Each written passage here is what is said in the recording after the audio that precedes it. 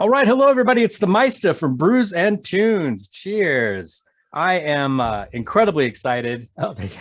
I'm incredibly excited tonight. I am chatting with the one and only legendary guitarist, Craig Locicero. I just totally fucked up your name. All right, I'm Yeah, gonna you did. start over. That's okay. No, don't start over. Do Oh, not start over. okay, all right. You're not the first person to butcher my last name, and you will not be the last. And it's Craig Locicero. Locicero. Sorry about that, Craig. Low, yeah, low Cicero. Think Cicero, but a little bit lower. I like that. All right. Well, thank you, Craig. Craig, thank you so much for joining me. Very excited to be chatting with you. Of course, legendary guitarist from, so many great bands. Forbidden, the Boneless Ones, newer band that you're in, or you're new to the band anyway. Of course, Dress the Dead. The list goes on and on. You've been done so many cool things. Demonica. So thank you so much for joining me. I'm really excited to be chatting with you tonight. Yeah, you're welcome. And it's no problem for me. I've had a fun run of interviews as of late. But when you say legendary, that just translates to old. But we figured out. I was hanging out with the guys in Destruction last night, and we figured out it's not old. Once you get out of your 30s, like that, that's when you get old. But then when you get to our age, you're vintage. Yeah. Oh, I like that. I like that. Yeah, I think we're Like, similar in age, so I'm gonna tell my kids vintage that. as fuck. Yeah, like hell of vintage. Yeah, I like that. I like that. That's cool. Also, you're hanging out with the Destruction guys. I just caught them last week, and man, what a fucking cool show that was. They were great. They were really good. That really. New lineup is tremendous, and I love Mikey, and there's nothing to say. There's nothing bad to say about Mikey. He was part of their sound, but they're carrying on that same sound. But Mikey just lost a little steam over the years. He's older. He's older than even us. He's more vintage. Yeah. He's more. Yeah. So getting two younger guys that are on fire just only lifted that band up. They sound great, and the drummer's great too. Yeah, really great band, really tight band. Speaking of great tight bands and maybe a little bit vintage, so the Boneless Ones just barely released, like 5 days ago or 4 days ago, brand new album that you play on, Back to the Grind. Killer album. I've been listening to it since it came out. Very cool, especially if you're into crossover stuff. What a great album that is, and killer lineup. Of course, Chris. Oh, there you go, right there. Yeah. It's just a sticker, but there's the album cover. Yes, yeah, and definitely for those listening, there'll be a description, or in the description of this interview, there'll be a link to the Boneless Ones various pages, so you'll want to definitely check them out. And if you don't have that album, you'll want to grab it. It is killer. I've been really enjoying that a lot. And of course, Max Fox is what a great vocalist, and then Chris Contis, of Machine Head fame, is on there as well. So yeah, what a cool band, what a cool lineup. Yeah, it's a trip how that all happened for me. And I could just go back and tell you, I was at their last show in 1987. I was standing there when they played UC Berkeley, and I was probably 16. I didn't even turn 17 yet. And blown away, just completely blown away, because they had a great guitar player named Luke Skeets, and Luke Skeels, I'm sorry. And he is phenomenal. And I was like, wow, this guy's way too good for punk rock. This guy's like ripping. I was just a teenager, but I mean, there is a tradition of great lead guitar players in punk rock. Every once in a while, there'll be one of those guys, like Rocky George comes to mind, or the dude from Raw Power comes to mind. There's So anyway, so it stuck with me, and then they broke up, and then years and years later, I'd already played with Chris Contos. We did Spiral Arms together, which is a heavy rock band, and that's right. We did that in the early 2000s, mid 2007, 2008, right around there. So we worked together, but I'd never written metal with him. I never wrote, because a lot of this Boneless Ones thing is not just fucking. And if it's not just skate rock. It's skate rock, thrash, punk, crossover. Yeah, it's like it's every influence carefully melded together without overthinking, and it just comes out like a explosive rock party. So it's really cool. And so I mean, he approached me just over a year ago and said, hey, what are you doing? I'm like, well, I'm busy with Dress the Dead, and I kind of was, but kind of wasn't, because COVID and our singer being in Portland, and there was a lot of death and shit going on. And not just COVID, just other stuff. We had families members die over the last year. Oh, I'm sorry. Last couple of years have been really brutal. Friends and family, whatever. I don't want to bring it down, but I'm just telling you, with Dress the Dead, I was kind of halfway in, halfway on ice. So I'm like, well, what's up? And he's like, well, we need a guitar player for this Boneless Ones thing. It's just not working out with the guy we have. He's really, really great guy, but just doesn't have all the ammo, doesn't have the right hand and the thrash metal and the crossover background. He's straight up punk rock blues guitar player. And I said, oh, well, that's cool. I didn't even realize you guys are going full on. And he was, and they were trying to, and I could see what was happening. They kind of had a governor on it, And I went over, met the guys, and we talked. I listened to a couple of the tracks they were wanted to bring back, a couple older tracks that ended up on the album that I kind of reworked with Chris. And yeah, the next thing I know, I'm like, yeah, I'll give it a shot. And then the next thing I know, I'm writing a couple songs at home, bringing them over to the first practice. We put 2 songs together in one day. We started writing a third one day. Like, everything happened so damn fast. And from the inception of that to going into the record the album was probably right around 6, maybe 7 months. And then here we are, album's out, and people dig it. And you're like, wow, this was just supposed to be for fun. And it still will be, but people like it. So that just adds a whole different dynamic to it. It's like, wow, they like it a lot. It's a really, really great album. It's really fun to listen to. Just so many killer hooks, and it's just, it's everything you want in a crossover punk, skate punk, thrash metal. I was listening to it today while I was working and realized I wasn't working. I'm just, bobbing my head and drinking my coffee and just like, this is great. And like, oh shit, I'm supposed to be working. Just a killer. No better compliment. No better compliment can be given, Victor. That's a wonderful thing. Yeah, it's really good stuff. Really enjoying it. And as I mentioned, there'll be a link on here, so people definitely please check it out. It's such good stuff. And you mentioned also, your other project, Dress the Dead, another cool band. And one thing that I wanted to note that I think is really cool, you're an amazing guitar player, you're a great musician, great songwriter, and you also have always surrounded yourself with incredible musicians as well. And that's one thing, that, is very noticeable with Dress the Dead is the musicianship of that band. And of course, Mark is in there with you, who you played with before, as well as James, right? I think James. Yeah, James in Man Made God with me. Yeah. And Mikey, who's phenomenal. I mean, you can only hear him on the later tracks that we uploaded in the last year on Blood Blast. We did a group of songs that we recorded with him. So then we have another one we're going to unleash very soon. We've been holding it back for like a long time, waiting for this first show to come and getting ready for our European thing. But before we get into that, you want to get back to what you said about the musicians. Yes, these guys are crazy good. They really are. And the band is directed where Boneless Ones is directed towards a vibe that's, just that fun, reckless abandon vibe. Dress the Dead is song crafting.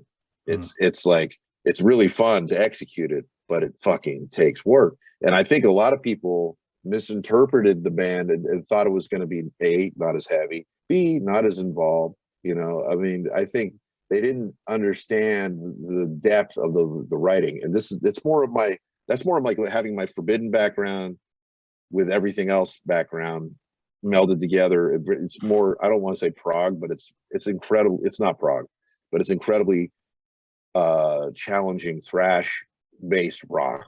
Right. It sounds, when you say that, it sounds like it's Boneless Ones, but that's different because that's got the punk element to it. This is like kind of darker and very like soundscape and atmospheric and Dress the Dead. So, and having Kayla, lifted the band to another level. We were already started. We had Peter Dolving, and I don't know if you know that, from The Haunted. Oh, and right. he was my original singer. Yeah, I was talking to him about starting a band for, about a year before it all happened.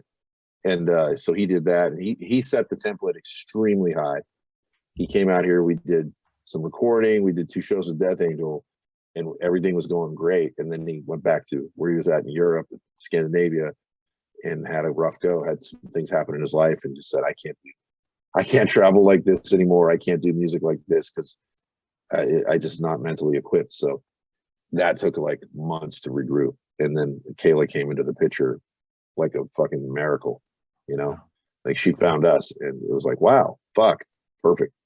So she found you. Interesting. Yeah.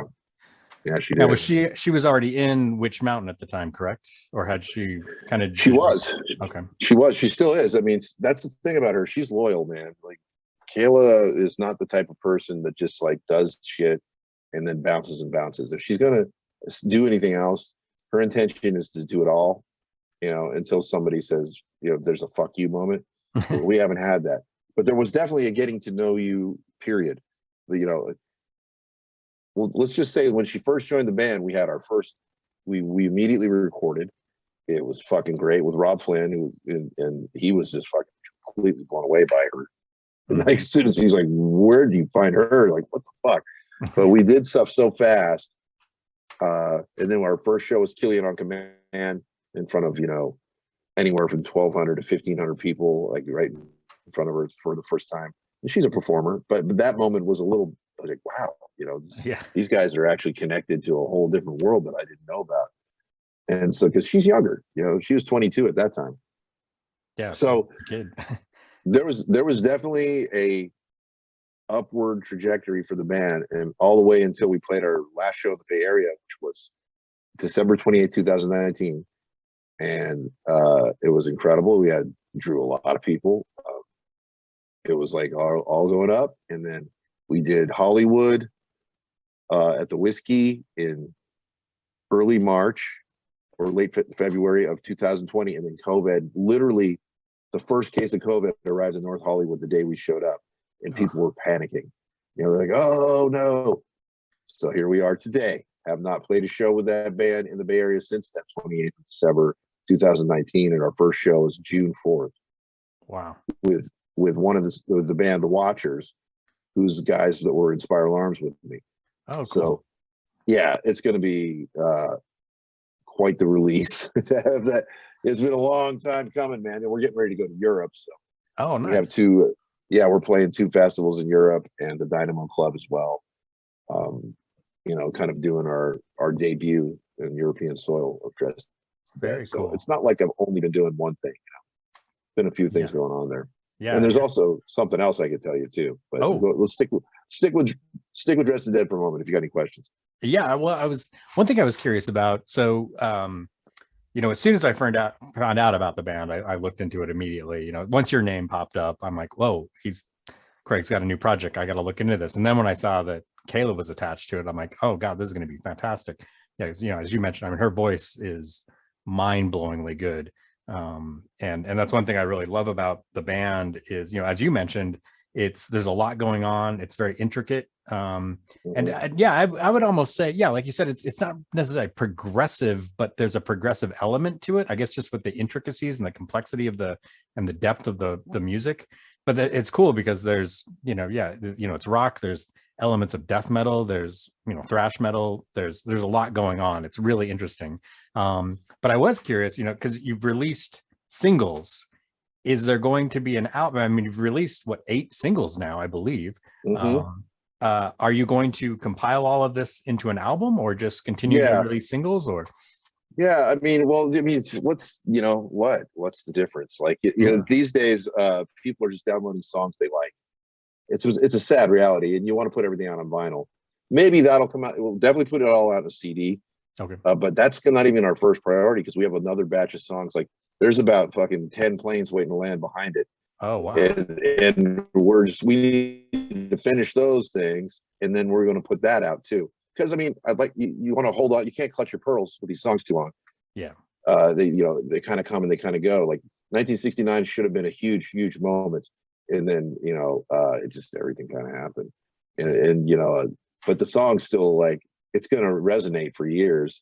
And that was originally written by Peter, of vocals. I mean, I wrote the music and he wrote the vocals, and it just was like, who's this Swedish dude describing the American, problem to it? I mean, not just America, it was a worldwide problem, but his political science background really like shine. And then Kayla comes and sings it, and it just has a whole new life because she's coming from the point of a young black woman dealing with fucking a country that's becoming way more racist again and way more sexist.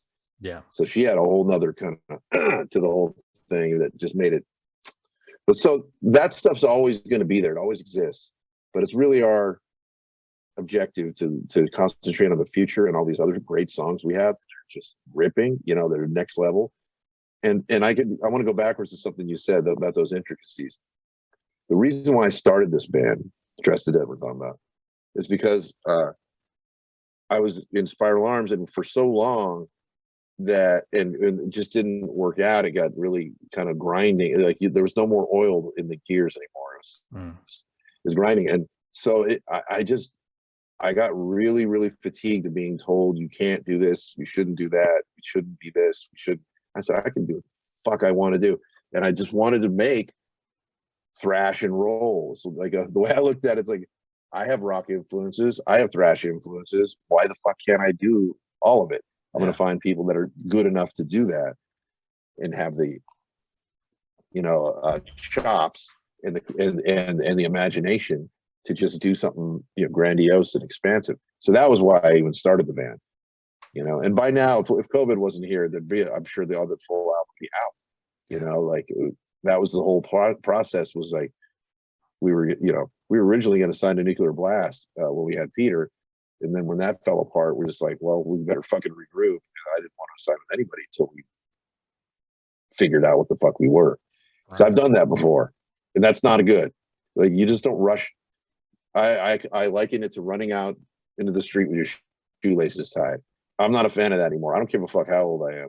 I do not want to go out in a situation where it's like, everyone's just, all the pieces are up in the air. Like, I know some bands do it, they get lucky.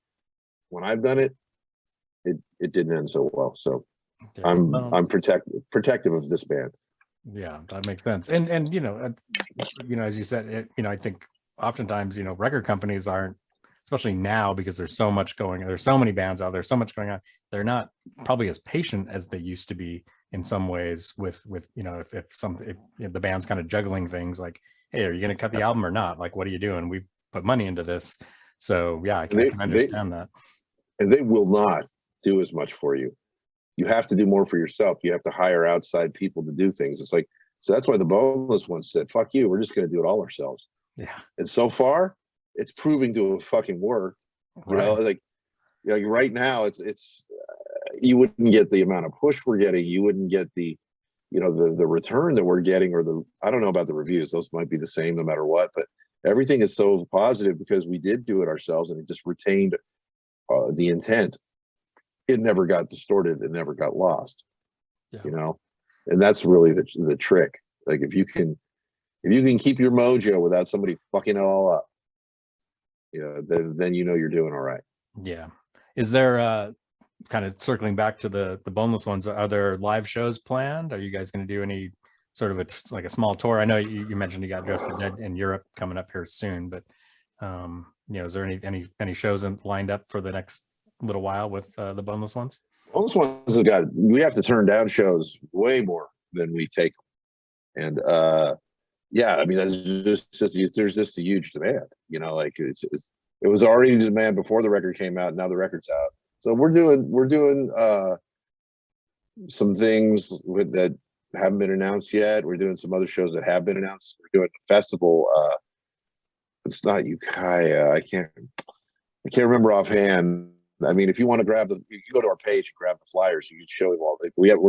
We're playing a festival that's a pretty big one. And on our stage, on the rock stage or metal stage today, we're playing it's Dead Kennedys. What's that one? The one where they're fucking always naked. The Dwarves. Yeah. Then it's Boneless Ones, Lich King, and then some other great bands. I think even Hatred got added to that bill. Oh, so that'll be cool. Yeah. So that'll be really cool. It's kind of a crossover bill. And so we're doing things like that. We got, play a couple shows. Like I've got a local one at Toots. We just did our album release a couple weeks ago. We're selective, but we get offers and we sell so much merch. It's crazy. Like it doesn't matter what the per capita or how many people are in there. I'd say the per capita is very high. doesn't matter. You know, I was like, we sold that much? Like, Wow. I only counted like 75 people with it.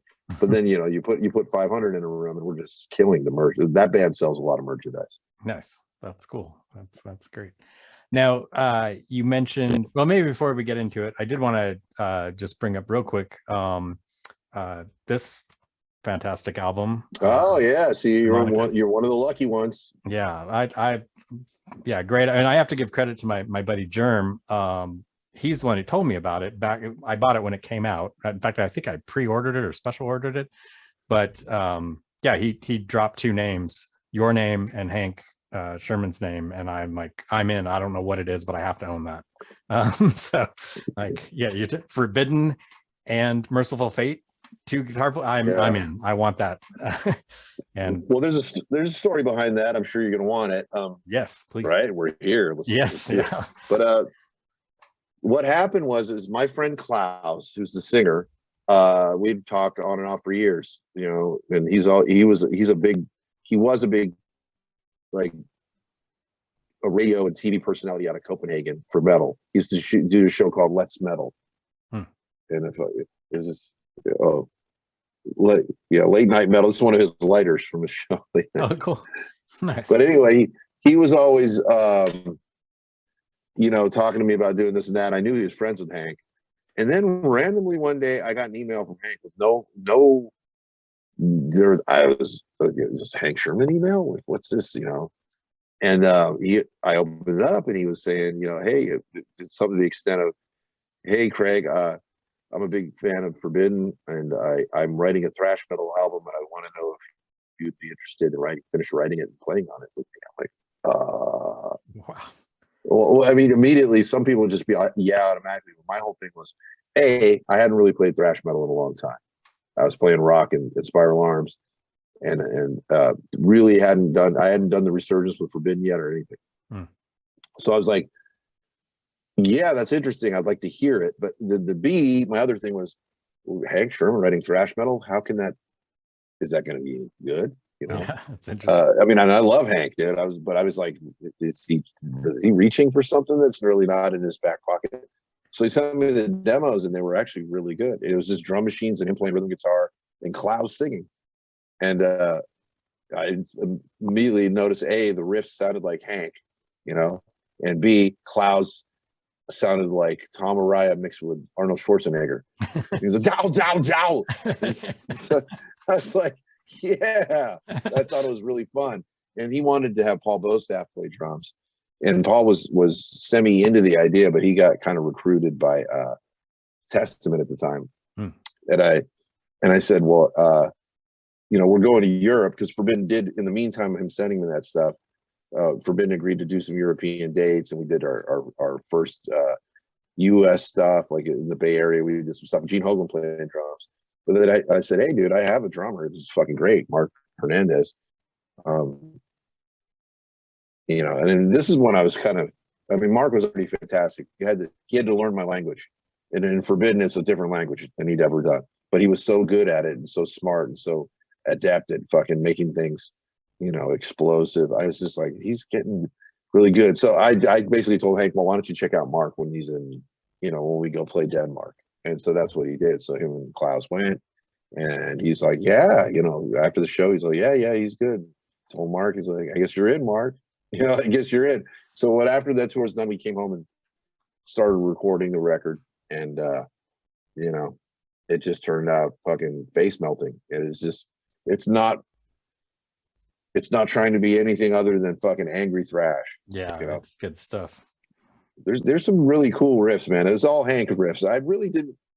I mean, honestly, he was so busy putting it together over the course of the year or two that he was doing it. By the time I got to it, I was like, what do you want me to do with this? I'll just fucking rip solos. And, you know, if you need anything else, he's like, okay. You know, I was like, it's cool, you know. So it's really Hank's baby, and I just tried to complement the music with a lot of solos. Yeah, you know, which you did perfectly well. Well, I mean, we just going back and forth, right? You could tell it's Hank, and he's frantic. Hank's got a frantic way of playing, and I kind of tried to more Denner to him a little bit, you know. Yeah, which I wouldn't always do. I go frantic too, but I felt like two frantic guys in that situation wasn't necessarily going to complement. So I definitely leaned into more melodic and slowed it down a bit. Did that, so you had mentioned that, you know, at that same time, so that tour with Forbidden was I'm curious if that, doing the album with Hank and that touring, is that what kind of propelled the Omega Wave to happen, the album to happen, or was that already in the works? Was that already? No, okay, well, okay. This is actually, that's a really good question that I haven't got to answer in a long time. Okay, when I was doing Spiral Arms, there really wasn't any, I didn't have any kind of yearning to go backwards, probably up until about 2007. I think I saw that movie Get Thrashed. Yeah, I know I saw Get Thrashed. I went to the premiere of it, and I was like, yeah, I was sitting next to Zetro, and he's like punching me in the arm. He's all, see. I'm like, oh yeah, I remember what it was like. I remember how that feels, and that essentially made me reach out to the guys and say, look, I don't know what's going to happen, but let's just at least do some shows and see. I hear there's a demand for us in Europe that I've heard that from Bo staff for years. Oh, dude, they're totally into us out there. So I was like, okay, Paul. I reached out to Paul first, and then I reached out to Russ, then I reached out to Matt, and we tried to get Tim Calvert. Tim was in the middle of being a pilot, getting to be a commercial pilot.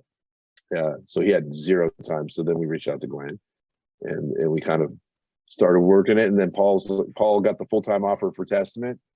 No Paul Bostaff. So that's when I called on Gene Hoglan, because Steve Jacobs was not available. He was living out in Ohio and had a completely different life going at that time. So I was like, all right, well, we can do this with Gene. And so after all those shows happened, and as we're on tour in Europe, and I'm saying to everybody, I'm not writing another record, I'm doing Spiral Arms, that's what I do. And I kept repeating myself over and over again, and then hearing myself say that after a while, going, okay, I'm really enjoying myself. Like, I'm really having fun playing this thrash stuff. So one day I said in an interview, I just said it out loud. I said, well, I had no intention of writing a record when I came out here, but maybe when I go home, I'll write a riff and see what happens. Within that day, that story went up on YouTube. Guys in the band home found it, and they're like freaking out, thinking I was going to topple the band over. I'm like, no, it's not going to topple the band over. I haven't even written anything. I just said I might maybe think about writing something, and it caused a lot of schism that really at the moment just fucking bummed me out. I was like, there's no need for that. I just didn't understand. Like, but they don't know. In their defense, they didn't know how dedicated I was to my band, how loyal. I've always been loyal. So they weren't sure. They thought I was just going to jump on the bandwagon, hitch myself on the star, and just go take off and be gone and never be home again and do Forbidden forever. And that was not my intent. But what did happen was that pissed me off in the moment. And it made me want to start writing a Forbidden record. It made me want to see what I could dig up in the anger part of me, which there's always been a lot of that towards, social matters, political matters. With Forbidden, it's always been a vehicle for me. It's a psychological stuff, whatever's going on in my head, the wars inside my head and what I dislike and things that I battle against ended up being the lyrics of Forbidden for the most, 90%. Yeah. From Twisted into Form going forward. So I was like, well, I can get that out too. So that just started. That was when it started. And I didn't come home and write a riff until after the summer of, like, at the end of the summer of 2008. And then I started writing, and I told Mark, well, let's start writing and see what it's like with you.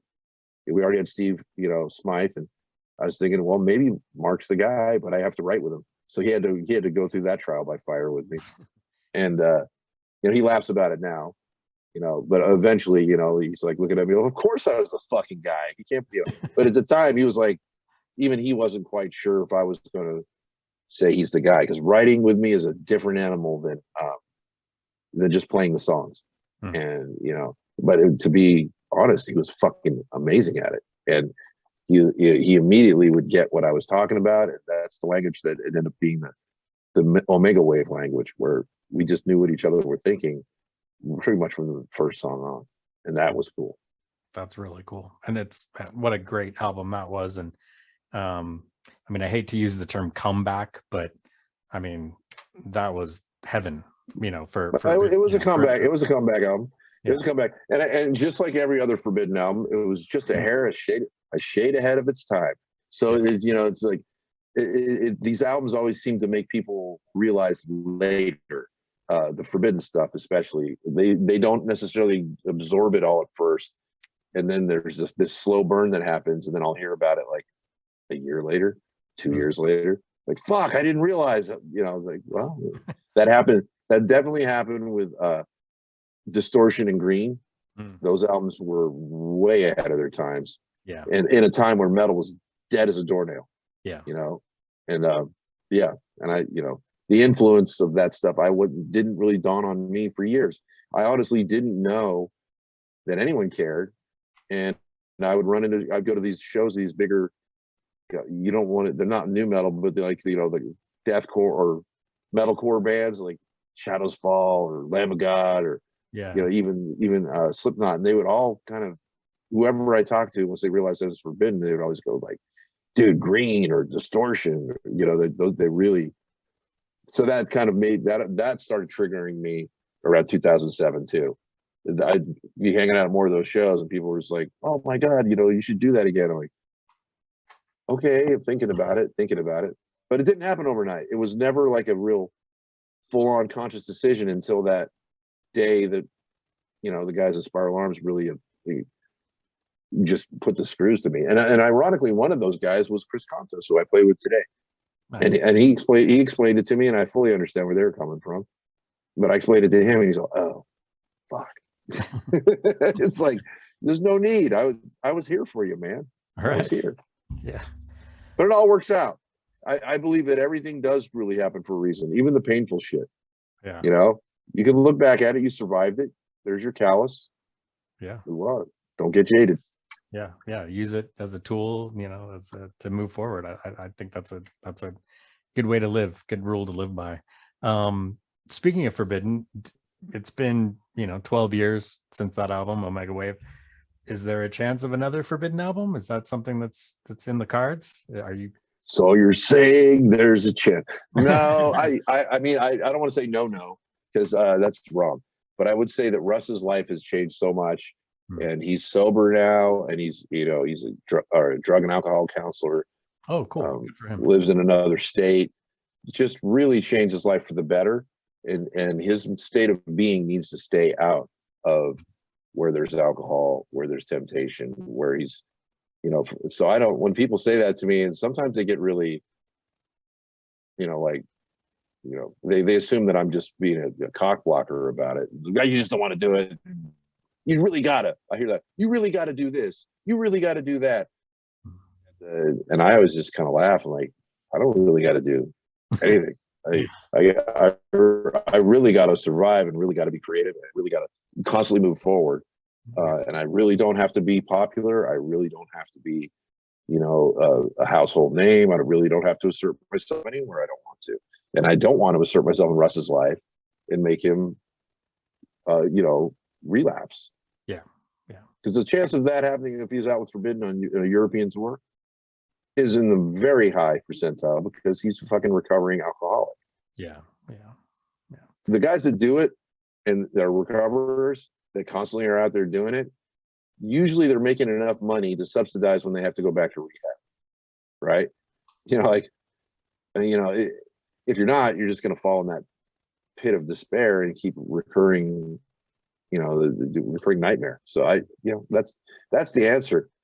I don't see it, but I never say never. And if we were to write music or something and do a couple of songs, that'd be cool. But I certainly don't put it on a priority list. Yeah. And again, just it was, something I had to ask. I'm curious. I love Forbidden, but I think what you're doing now is so compelling, especially with Dress the Dead. It's such compelling music that, that's what I want to listen to. It's funny, I'll throw on a Forbidden album, and then, when I love it and it's great, but then I'm always like, I think I'll listen to some Dress the Dead now. Cause, just wait till you hear this next batch, dude. And if you were, I feel that there's even more security and confidence in just going there you know, with this batch of songs. And having Mikey in the band for a couple years now is really, he's very creative. His soundscapes are fucking amazing. Like, you know, he has great crazy tones, and he always comes up. So he's helping write a lot more now too, which I welcome it. Like, bring me, you know, throw a riff out there, and he'll do that. Like, a lot of times he'll walk in the room and he'll just throw something crazy out there, and then we just write around it, and then I just start building with everybody really a fucking better thing than we were. It's not just me. Now it's everybody. Cool. And it's I very love that. Collaborative and organic, and that's yeah, cool. dude. These people are all so good. I mean, the great thing, you know, getting back to them again, just, you know, you have what Mark does, and I explained that pretty well. He's very syncopated. He always thinks about things. You know, how can it move and roll, and just how do you fucking maintain that interesting patterns and stuff. But then you got James, who writes his own song within a song. He's a bass player that literally writes his own song. If you took it and moved it over to the side, you might not even recognize it. But, or you would know that every note because it's its own thing. But you might not, like, because he's the kind of guy, like I like, the kind of bass player that doesn't play with the guitars too. You know, he's always doing something separate, with trying to pay attention to the kick drums, his own melodies. Very Paul McCartney or John Entwistle or something. You know, I was like, gonna say John Entwistle. That's he's cool. very Entwistle. If you listen to him in 1969, you get a good. He writes so many, just so many crazy counter rhythms, and you know, all these guys. I mean, and then you got Kayla. It's like having, I mean, honestly, it's like having the greatest undiscovered band ever. You know, and I know something's going to pop in the next year or so. Yeah. And all these people are like, "Are you just going to do Boneless Ones?" Like, no. I mean, I love the Boneless Ones, dude. I fucking love playing with them. It's such a fun outlet, but it's not fully who I can't be fully fulfilled just doing that. I have to dig in and meld things and do detail work too. That's fun for me too. Like, you know, building, you know, maybe you got a high tech job. You know, I need that kind of get in there and, you know, move things around and then make it special and make it unique. I got to have that outlet too, or else I'm not fully fulfilled. Yeah, that makes sense. Very understandable. That's cool. Now you mentioned, well, before we get on to the next question, I just as a vintage person, I do hope that, you know, you would, for my sake, Wait, vintage person, I just got that. There you go. We're back to the vintage. Yeah, I hope you do put out a vinyl of Dress the Dead. That would be awesome. I love vinyl, so just keep that in mind. We will. No, we will. It's that's a band, again. It's built for vinyl, you know. Yeah, just like Boneless Ones in its own way. I mean, I want to do really detailed artwork with Dress the Dead. I think that we have, you know, so many layers to it. Why limit it to just the audio? You gotta have the visual. Yeah, definitely, especially with that band. Now, you mentioned that you've got something else in the works. What is that? What else are you doing? Well, when we go to Europe, I got recruited to go out to Europe 3 years ago because the people at Dynamo asked me, would you be able, for the year 2020, would you come out and do something, a special thing for Bay Area, like some anniversary for Dynamo, you know, X amount of 30 years. It's, you know, it was over. Actually, I was there in 2019 watching Armored Saint play after they asked me to come out. And that was 30 years to the year that Forbidden and Armored Saint played together at Dynamo. Oh, cool. And I was fucking 19 years old. So, you know, here I am at 49, standing there just like, whoa, you know, like, okay, how do I do something to tribute thrash that's not just typical? So I came up with this idea, and we call it Bay Area Interthrational.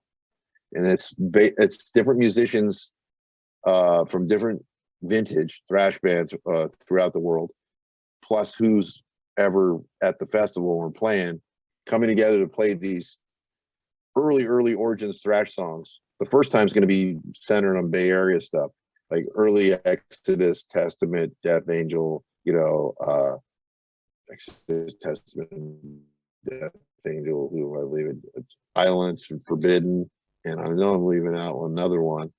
Exodus, Violence, Forbidden, and Possessed. So we're really concentrating on those, but nobody can play their own song. Nobody is allowed to come up and guest on their own song. We're all playing somebody else's tunes. Nice. And I'll be playing the majority of the set. It's my idea. But we have guys like the core band that we have out here is Mark on drums, Chris Contos on drums, Matt Camacho on bass, Harold O on bass, and Steve Smythe and myself on guitar. That's the core. And then we have all different singers. And let me just tell you,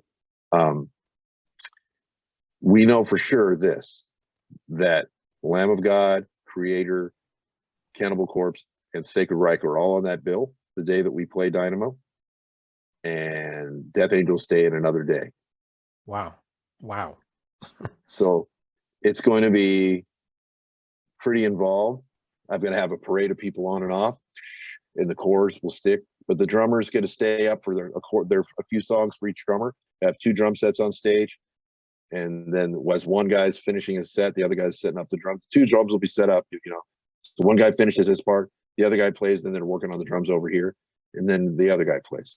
And then but we'll have 3 things. It's given us 70 minutes. They originally wanted us to headline the entire thing in the year 2020, but then COVID happened, and they're going to have us play over a bunch of other big bands.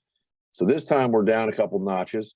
We're underneath the Lamb of God and Creator and Heaven Shall Burn, but we're over Cannibal Corpse and Sacred Reich.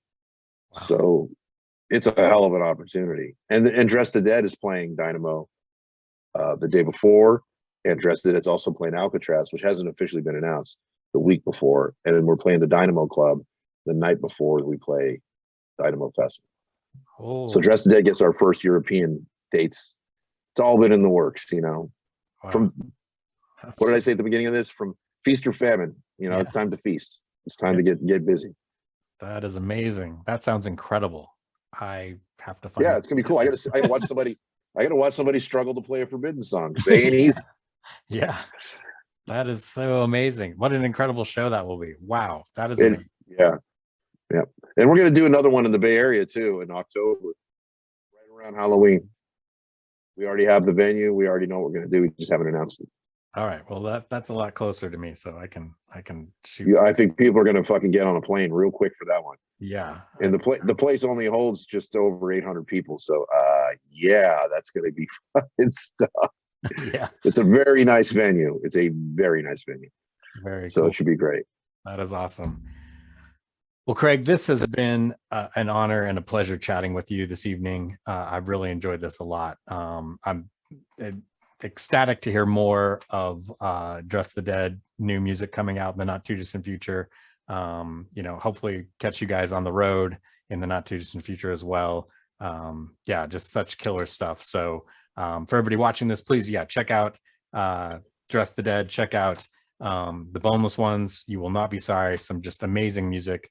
You can get Dress the Dead on iTunes or Spotify or some. Yeah, they're all available on all digital platforms now, and they both have YouTube channels on their own. They both have Bandcamps and all that crap. So we didn't do Bandcamp and Dress the Dead because we have a deal with Blood Blast, which is Nuclear Blasts. Oh, okay. That's their digital. So you don't do Bandcamp for them. But yeah, it's very available. We just scrapped our Instagram page because they infiltrated it. They fucked up fucking Instagram.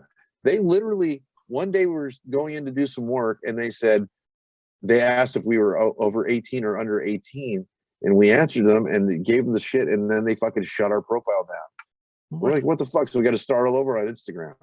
Starting all over, but that's okay. I feel like that's actually a nice challenge.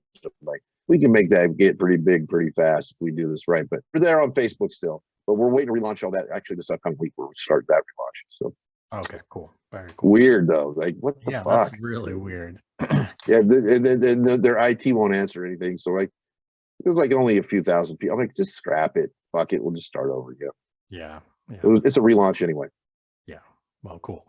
Well, Craig, thank you so much. This has been a pleasure. I really appreciate it. And hopefully we'll see you on the road in the not too distant future. So thank you, sir. Yeah, you will, man. I appreciate it. Thanks, Victor. Have a good night.